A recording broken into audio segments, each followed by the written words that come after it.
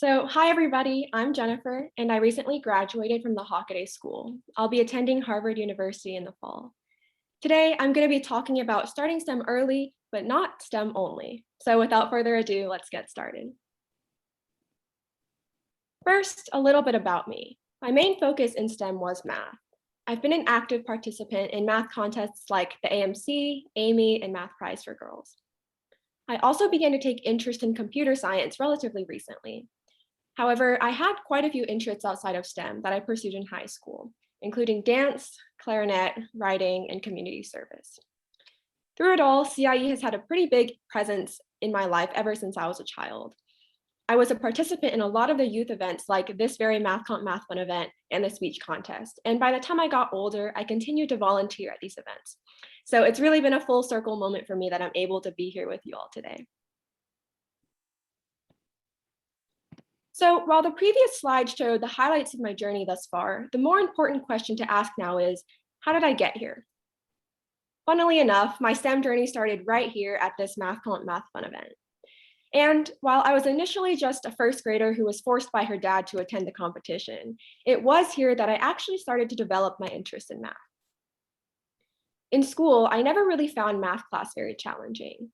I started to attend extracurricular classes, competitions, and camps.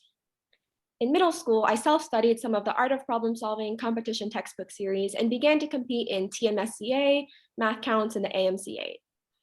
But I didn't really take math very seriously until high school. It was then that I started to participate in higher level competitions like Amy and the Harvard MIT Math Tournament, and attended camps like Idea Math's summer winter programs and the Ross Math program. My path in computer science was very different. I didn't really take interest in it until 10th or 11th grade.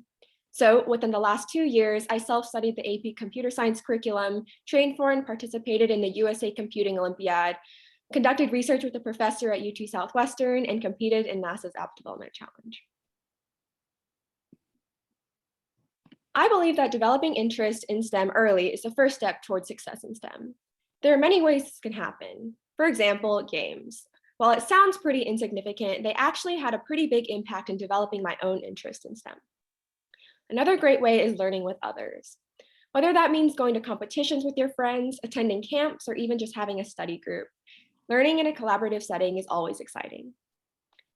Parents helping to expose their children to different activities is also a great way to develop interest, but notice the star next to this one. While parents can help expose them to a certain subject like math, it's ultimately up to the child to determine if they truly have a passion for something or not, because interest can't be forced. If you don't truly have a true passion for something, there's no way you can excel and achieve highly in that field.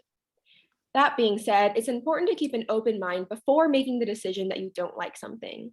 It took quite a few years of the MathComp MathFun and extra classes and competitions before I actually started to like math.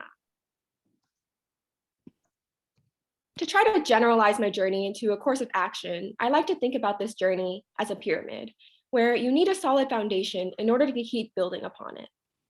At the base, we have developing an interest, which I believe is the most important step. Next, we have STEM at school. School STEM classes serve as great introductions to topics you may have never seen before. But to go above and beyond, you must pursue your interests outside of the classroom. Extracurricular opportunities like classes, competitions, and camps allow you to aim higher and achieve bigger, all while meeting cool people who share a common interest with you. And finally, at the very top, we have giving back. The better you get at something, it's more and more important to share your passion and expertise with others and give back to the community that helped you succeed in the first place. Now, at this point, you might think that I spent the large majority of my time pursuing STEM ever since I was a child. But in reality, my childhood looked a little more like this. I actually spent most of my time on the arts. I danced, I played piano, sang, I even spent 2 summers doing musical theater.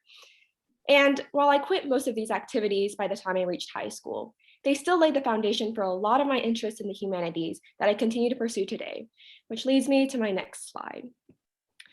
I think it's really important to explore beyond STEM, and here's why. You may be an Amy qualifier, or even like the best of the best, an IMO qualifier, or an IMO medalist, but the math you're tested on at those competitions have very little practical use. What does come out of studying competition math are important life skills like critical thinking, problem solving, and perseverance. You get similar skills like these out of many of the STEM fields. However, debate exercises your public speaking skills, sports teach you teamwork, music helps your creativity and ability to collaborate with others. For me, I enjoyed dancing both in and outside of school, playing the clarinet, writing, I even debated for a few years. All of these activities shaped me into a more well-rounded person that I am today. And while doing so many things meant that I had less time to spend on math, I wouldn't change anything if I were to do it again. I feel as if I've gained a lot of life skills, and at the very least, I found some hobbies that I know I'll continue in college and beyond. So here's my final advice to you all.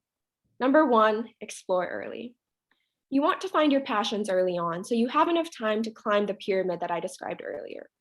The worst case scenario of exploring is that you simply find something that you don't like to do, and that's perfectly okay. Number two, embrace failure. I like to describe my own journey as a roller coaster, filled with some of the highest of highs, but also the lowest of lows. But failure only makes us stronger and more determined to achieve our goals. So don't be afraid to embrace it. Number three, meet like-minded people. For me, I did this through summer camps, which were some of my most valuable experiences thus far. Not because of what I learned at these places, but because of the people that I met. At the Ross Math program, while my friends loved math, they were also award-winning poets, talented pianists who performed solos at Carnegie Hall, nationally ranked tennis players, just to name a few. To study math in a collaborative environment like that was truly inspiring for me. But not only that, meeting like-minded people allows you to start networking and building connections. One of the most helpful people during my college application process was a close friend from Ross who was a year older than me. The NASA App Development Challenge was introduced to me by another summer camp friend. But really, this piece of advice goes beyond summer camps. At its core, it comes down to the idea that studying and learning with other people is a lot more exciting and fun than doing it on your own. And finally, number four, prioritize but don't limit your explorations. Although I focused quite a bit of my time on STEM-related activities, I still participated in a lot of non-STEM activities. I might not have achieved as high in those, but that's okay. You don't have to be perfect at everything you do. That being said, there are only 24 hours in a day, and it's impossible to do everything. Prioritize your activities, but don't sacrifice the ones that bring you joy.